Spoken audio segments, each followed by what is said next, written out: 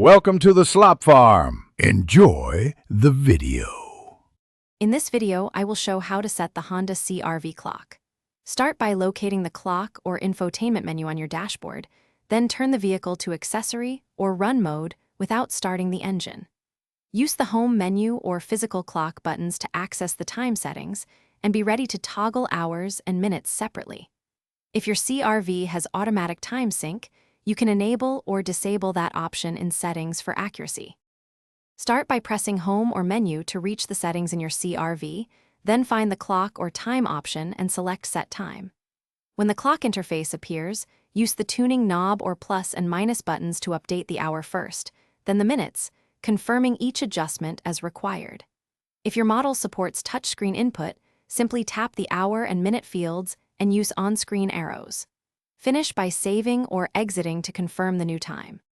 When adjusting your CRV clock, double-check AM versus PM to prevent a 12-hour error that can confuse scheduled features.